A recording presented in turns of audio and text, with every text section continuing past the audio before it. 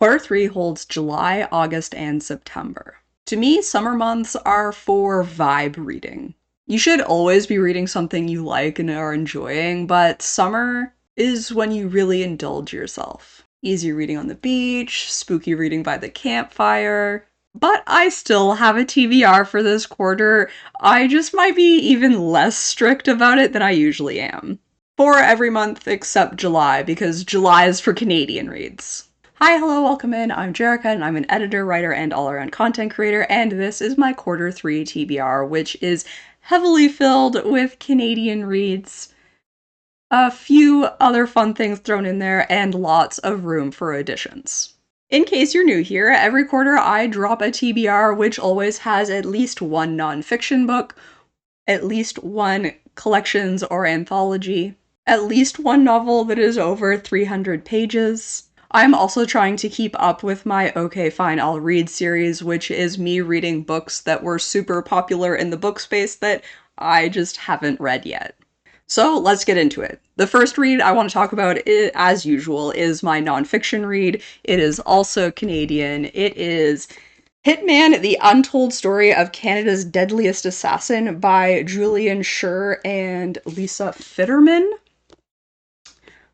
I will read the flap copy, and then we'll talk about why I'm excited to read this book. For Yves Trudeau, the blood was all business. An assassin for the Hells Angels in the 70s and 80s, Trudeau did his job so well that the bikers sometimes lent him out to other organized crime empires in Montreal, including the East End French gangs and the upstart Irish Mafia in the West End. Yves Trudeau remains one of Canada's most prolific serial killers. When he narrowly missed being assassinated because he was in drug rehab, he turned government informant and confessed to his crimes, which included killing 43 people. But as a witness, Trudeau was a disaster, and the sweetheart deal he got with little jail time for his murders caused outrage. Award-winning writers Julian, Sher, and Lisa Fitterman tell the incredible story of how this assassin escaped the police and the justice system for more than a decade.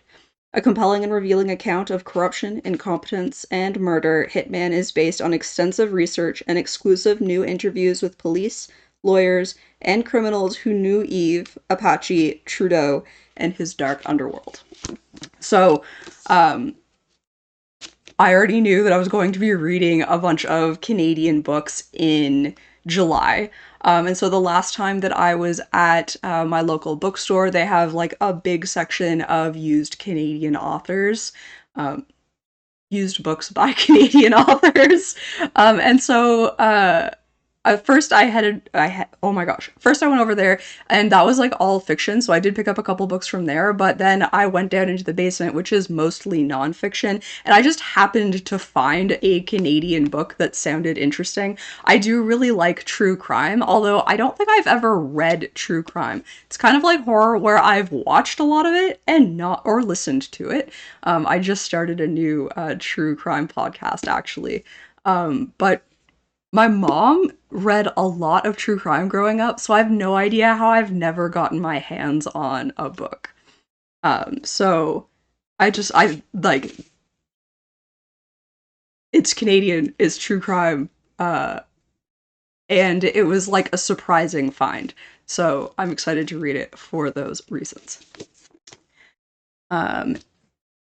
Next, we always talk about my collections or anthologies, and this quarter I have 2 picked out. One of them I'm continuing to read stories from Wilderness Tips by Margaret Atwood. So far, it's been a bit of a mixed bag on whether or not I've enjoyed the stories in here, and I think part of the reason that that's the case is that the first one that I read was so odd and shocking, and I really enjoyed it. And then the other 2 that I've read just like didn't quite live up to Hairball, but I'm excited to read a couple more. I suppose I'll read you the cover copy, even though I've read it to you before. In each of these tales, Margaret Atwood deftly illuminates the single instant that shapes a whole life. In a few brief pages, we watch as characters progress from the vulnerabilities of adolescence through the passions of youth into the precarious complexities of middle age. Atwood paints interior landscapes shaped by time, regret, and life's lost chances, endowing even the banal with a sense of mystery. Richly layered and disturbing, poignant at times, and scathingly witty at others, the stories in Wilderness Tips take us into the strange and secret places of the heart and inform the familiar world in which we live with truths that cut to the bone. And so, I mean, obviously, like, my excitement is just to, like, hopefully find more stories in here that I liked as much as Hairball.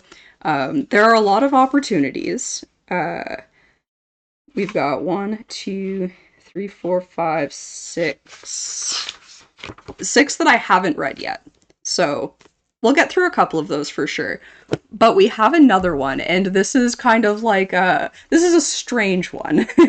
Is By the Fire Shattered Reflections, and it's a strange one because I've technically read and edited a bunch of the stories in this one. And I'm also an author of it, but I haven't read everything in it, and I feel like it's time to do that. I suppose I can read the cover copy to you. Algonquin College's 2025 professional writing class is proud to present this anthology of short stories. Within these pages, you will find reflections of the best and worst of humanity. Every story is like a mirror, and ours have been carefully arranged to express that. The echoes of joys and sorrows, the loves and the losses, the shattered reflections of many lives. And so, yeah, I mean, I've read like a fair amount of them or heard some of them partially read at the book launch, but definitely some that I haven't, and I would like to rectify that. So this is just exciting because like I know all of the authors. I went to school with them and like I worked on the project, so that's kind of cool, you know? Next we'll look at the Okay Fine I'll Read, which is kind of going a slightly different direction than the last two, which were A Court of Thorns and Roses and The Seven Husbands of Evelyn Hugo, because this one was popular when I was young, and I just never read it. I've never read The Hunger Games.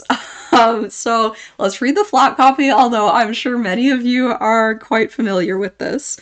In the ruins of a place once known as North America lies the nation of Panem, a shining capital surrounded by 12 outlying districts. The capital is harsh and cruel and keeps the districts in line by forcing them all to send one boy and one girl between the ages of 12 and 18 to participate in the annual Hunger Games, a fight to the death on live TV. 16-year-old Katniss Everdeen regards it as a death sentence when she steps forward to take her sister's place in the games. But Katniss has been close to dead before, and survival for her is second nature. Without really meaning to, she becomes a contender. But if she is to win, she will have to start making choices that weigh survival against humanity and life against love. So this was actually on my TBR for last quarter, and I made the decision to push it forward because I feel like it feels like a summer read. And I did throw in a different book that wasn't originally on the TBR to kind of like help pad out, but you're gonna have to wait until the reading recap for that. But like, it's so strange to me that I haven't read Hunger Games because not only was it super popular when I was young, but also because it's a genre that I really like. So like I've seen the movies, so like I get the general gist of the story, but I feel like I need to read it. I think it's time.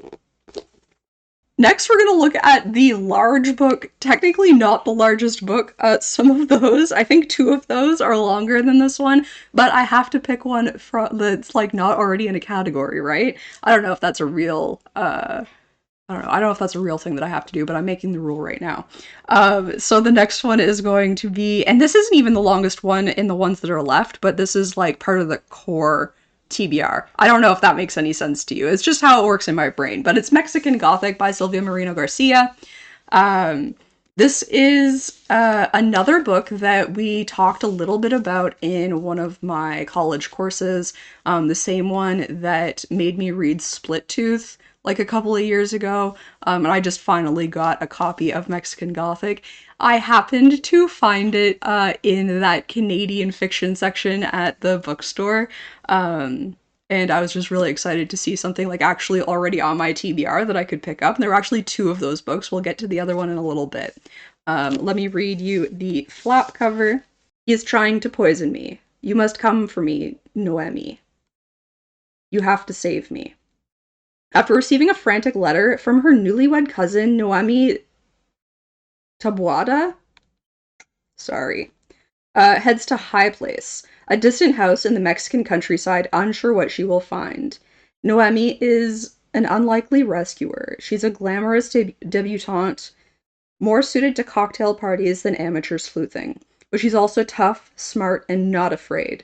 Not of her cousin's new English husband, a stranger who is both menacing and alluring, not of his father, the ancient patriarch who seems fascinated by Noemi, and not even of the house itself, which begins to invade Noemi's dreams with visions of blood and doom.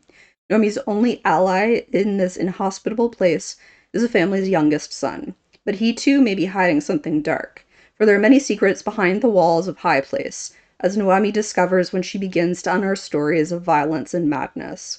Mesmerized by this terrifying yet seductive world, Noemi may soon find it impossible to save her cousin, or even escape this enigmatic house.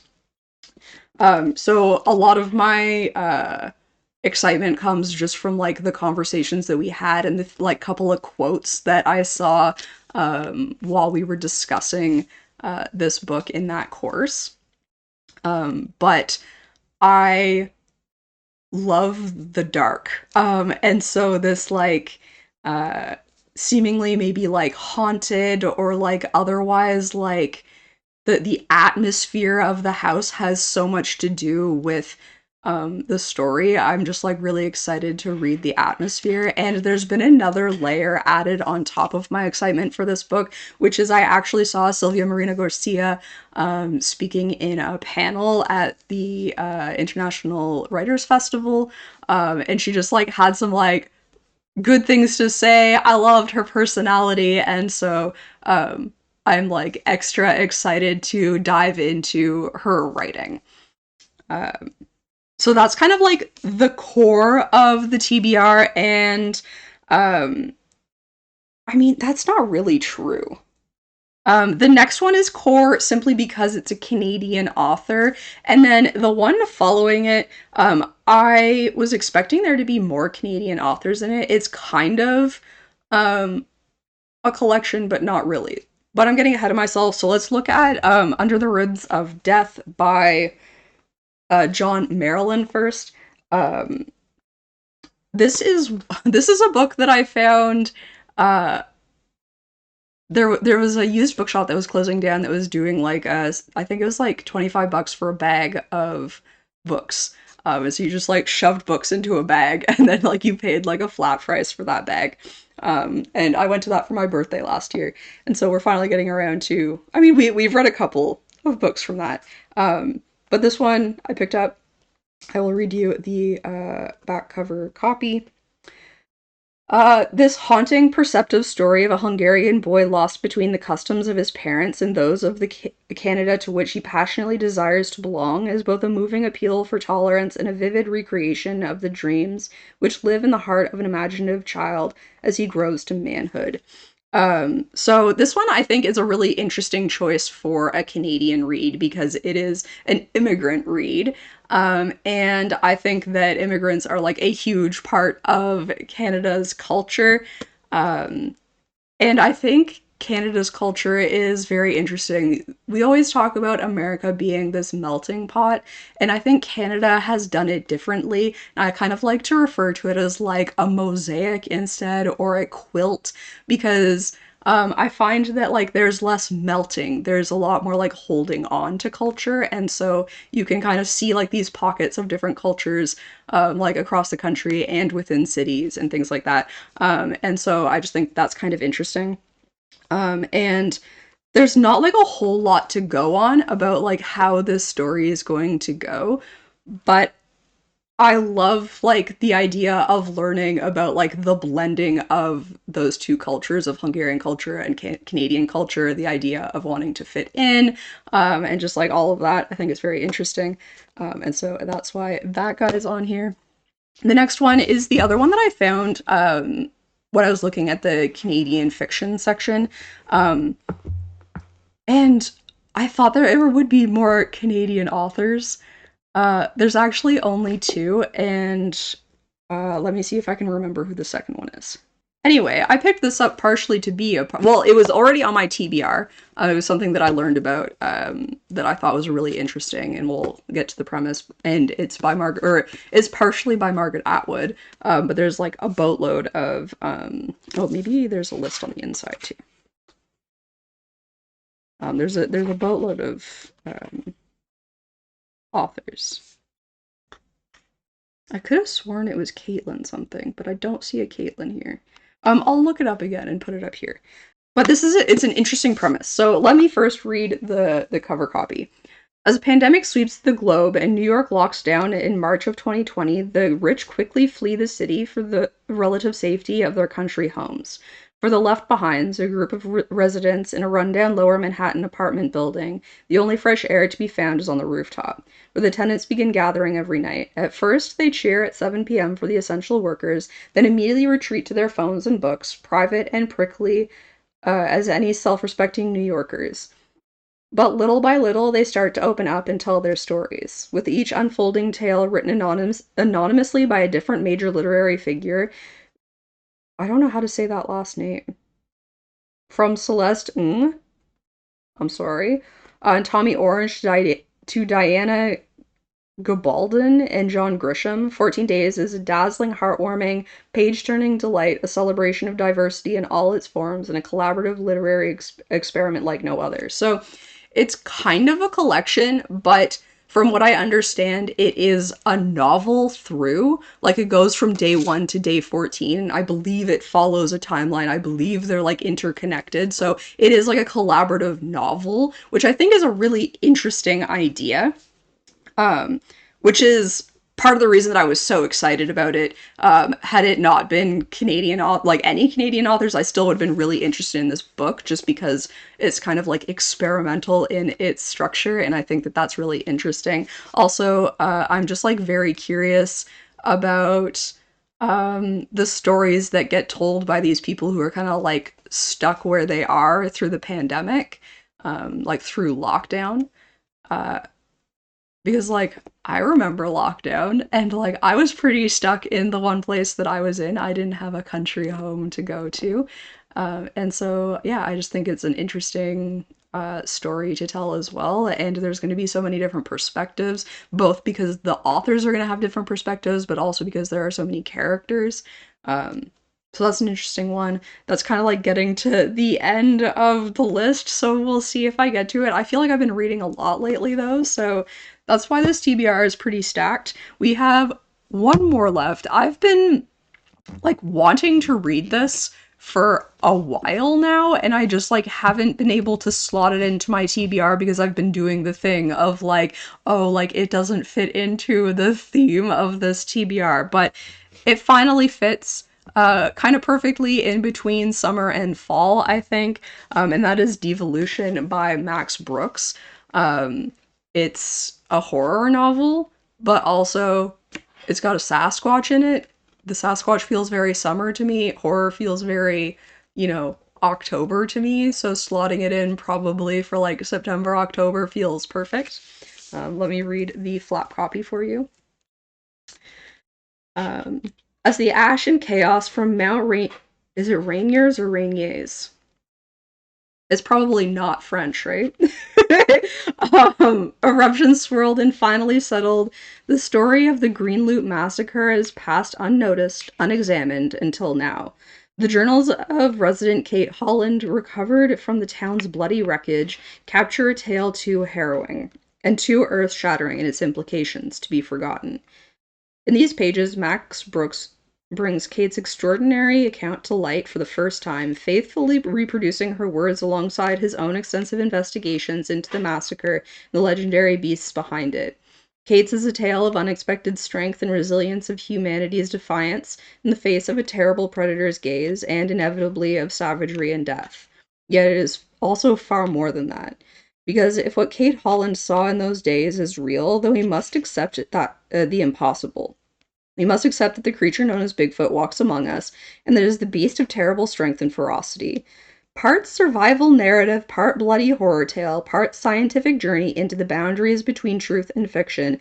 This is a Bigfoot story, as only Max Brooks could chronicle it, and like none you've ever read before. So I love a cryptid.